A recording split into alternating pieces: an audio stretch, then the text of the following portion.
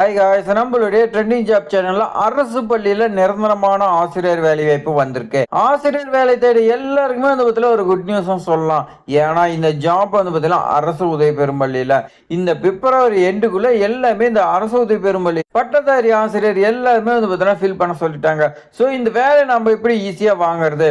நாம வந்து பார்த்தீங்கன்னா ஒரு 9 சான்றிதழ் இருந்தாவே போதும். அதுதான் முக்கியமான சான்றிதழ். அதே மாதிரி இந்த ஜாப் பொறுத்த வரைக்கும் எந்த ஒரு எக்ஸ்பீரியன்ஸ் தேவையில்ல. நமக்கு வந்து பார்த்தீங்கன்னா எக்ஸ்பீரியன்ஸ் வேணுமா அப்படின்னு வந்து பார்த்தீங்கன்னா நீங்க கவலைப்பட தேவையில்ல.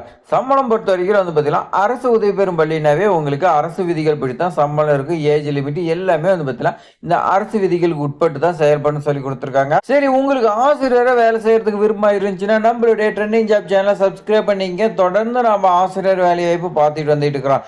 எல்லாமே விண்ணப்பிங்க, கண்டிப்பா உங்களுக்கு கிடைக்கும். இப்போ வாங்க விரிவா பார்க்கலாம். தற்போது அரசு உதவி பெறும் வழி நிரந்தரமான பட்டதாரி ஆசிரியர் வந்து 2026-27க்காக கேட்டிருக்காங்க. பணியிடம் பொறுத்த வரைக்கும் இளங்கலை பட்டதாரி தான். பட்டதாரியிலே வந்து பார்த்தீங்கன்னா 2 இருக்கு, உங்களுக்கே தெரியும். இளங்கலை மற்றும் முதுநிலை 2 பட்டதாரி இருக்கு. ஆனா இந்த ஜாப் பொறுத்த வரைக்கும் இளங்கலைன்னே சொல்லிட்டாங்க. அப்ப நீங்க வந்து பார்த்தீங்கன்னா பிஎஸ்சி ரிலேட்டடா படிச்சிருந்தா போதும். முதுகலைங்கும் போது இன்னொரு டிகிரி நீங்க வந்து பார்த்தீங்கன்னா சேர்த்து படிக்கணும். பணியிடம் பொறுத்த வரைக்கும் நிரந்தரமான ஆசிரியர் பணி. தேவைப்படும் பாடம் பொறுத்த வரைக்கும் வரலாறு ஆசிரியர் தேவைன்னு சொல்லி கொடுத்துருக்காங்க. அப்போ இந்த வரலாறு ஆசிரியருக்கு என்ன படிக்கணும்? பிஏ பிளஸ் பிஎட் நீங்க படிச்சிருக்கேன்னு சொல்லி கொடுத்துருக்காங்க. மொத்த காலியிடம் உங்களுக்கு ஒரே ஒரு காலியிடம் தான் சொல்லி கொடுத்துருக்காங்க.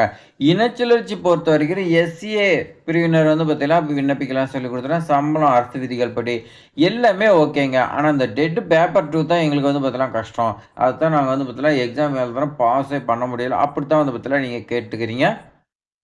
ஆனா வந்து பார்த்தீங்கன்னா, இந்த ஜாப்க்கு டெட் எக்ஸாம் பேப்பர் 2ல பாஸ் பண்ணியிருக்கேன்னு சொல்லி குடுத்துருக்காங்க.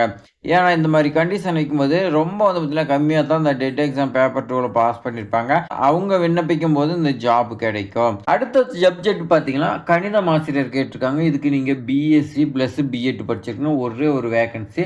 இனச்சுழற்சி பொறுத்தவரைக்கும் பிசி கேண்டிடேட் தான் வந்து பார்த்தீங்கன்னா கேட்கறாங்க. பிசி பிரிவினர்ல விண்ணப்பிக்கலாம். சம்பளம் பொறுத்தவரைக்கும் உங்களுக்கு அரசு விதிகள் படி இருக்குன்னு சொல்லி குடுத்துருக்காங்க. டெட் எக்ஸாம் பேப்பர் 2ல இதுக்கு வந்து பார்த்தீங்கன்னா பாஸ் பண்ணியிருக்கணும்.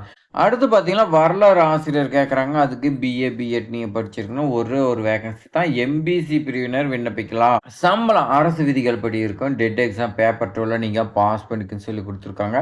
எல்லா போஸ்டிங்க்குமே நீங்க டெட் எக்ஸாம்ல பாஸ் பண்ணியிருக்கணும். அடுத்து அறிவியல் கேட்டுருக்காங்க. இந்த அறிவியலுக்கு வந்து பார்த்தீங்கன்னா பிஎஸ்சி பிளஸ் பிஎட். இந்த அறிவியல்லயே வந்து பார்த்தீங்கன்னா 3 இருக்குது. பிசிக்ஸு, கெமிஸ்ட்ரி அதே மாரி பயாலஜின்னு 3 இருக்கு. 3ல வந்து பார்த்தீங்கன்னா, ஏதாவது ஒரு சப்ஜெக்ட் நீங்க படிச்சிருந்தா ஓகே. காலியிடம் பொறுத்தவரைக்கும் ஒரே ஒரு வேகன்சி. இனச்சுழற்சி பொது பிரிவினர் ஆண்கள், பெண்கள் எல்லாருமே விண்ணப்பிக்கலாம். இந்த ஸ்கூல் பொறுத்தவரைக்கும் இருபாலர்ன்னு சொல்லி குடுத்துருக்காங்க. அரசு விதிகள் படி உங்களுக்கு சம்பளம் இருக்கும். டெட் எக்ஸாம் பேப்பர் 2ல பாஸ் பண்ணியிருக்கணும். ஸோ அடுத்து நாம வந்து பார்த்தீங்கன்னா, முக்கியமான 9 சர்டிஃபிகேட் வந்து பார்த்தீங்கன்னா என்னன்னு சொல்லி பார்க்கலாம் வாங்க.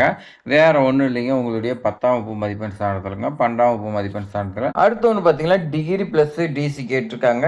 மார்க் ஷீட்டு, டிகிரி சர்டிஃபிகேட் எல்லாமே வைக்கணும். பிளஸ் கடைசியா படிச்சிருக்கக்கூடிய டிசி வந்து பார்த்தீங்கன்னா கேட்குறாங்க. Resume with photo. உங்களுடைய ரெஸ்யூம்ல ஃபோட்டோ இருக்கிற மாரி ஒட்டிங்க. ஆதார் கார்டு, எக்ஸ்பீரியன்ஸு ஏதாவது உங்களுக்கு எக்ஸ்பீரியன்ஸ் இருந்தா வைங்க. இல்லையா உங்களுக்கு விட்டுருங்க. ஏன்னா இவங்க நோட்டிஃபிகேஷன்ல வந்து பார்த்தீங்கன்னா எக்ஸ்பீரியன்ஸ் கேட்க கிடையாது. சாதி சான்றிதழ், இந்த சாதி சான்றிதழ் கண்டிப்பா வந்து பார்த்தீங்கன்னா வைக்கணும். இதர் சான்றிதழ் ஏதாவது கம்ப்யூட்டரு, ஸ்போர்ட்ஸ் இந்த மாரி ஏதாவது எக்ஸ்ட்ரா படிச்சிருந்தீங்களா வைக்கலாம்.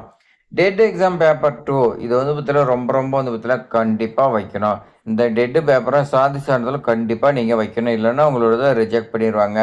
சரி, விண்ணப்பிக்கிறதுக்கான லாஸ்ட் டேட் பொறுத்த வரைக்கும் 3/2/2026 சொல்லிட்டாங்க. நாள் ரொம்ப வந்து பார்த்தீங்கன்னா கம்மியா இருக்கு. அதனால உடனே விண்ணப்பிச்சிருங்க. விண்ணப்பிக்கக்கூடிய அட்ரஸ் பொறுத்த வரைக்கும் நீங்க செயலாளர் கிருஷ்ணய்யர் மேல்நிலைப்பள்ளி, சீப்பாலக்கோட்டை ரோடு, சின்னமானூர், தேனி மாவட்டம் 625515 இந்த அட்ரஸை நீங்க வந்து பார்த்தீங்கன்னா சென்ட் பண்ணுங்க. அப்படியே வந்து பார்த்தீங்கன்னா ஒரு ஸ்கிரீன்ஷாட் எடுத்து வச்சுங்க. இந்த அட்ரஸ்க்கு தான் நீங்க சென்ட் பண்றீங்க. சரி, வேற எனக்கு வந்து பார்த்தீங்கன்னா டவுட்லாம் இருக்கு. ஸோ அதெல்லாம் நான் வந்து பார்த்தீங்கன்னா கிளாரிஃபை பண்ணணும்னா அதுக்கு நம்பர் கொடுத்துருக்காங்க. அது என்ன நம்பர் பார்த்தீங்கன்னா கான்டாக்ட் பண்ண சொல்லி செயலாளர் டைரக்டா வந்து பார்த்தீங்கன்னா செயலாளர் நம்பரே கொடுத்துட்டாங்க. அவங்களுடைய பேர் கே மாரிமுத்துன்னு சொல்லி கொடுத்துருக்காங்க.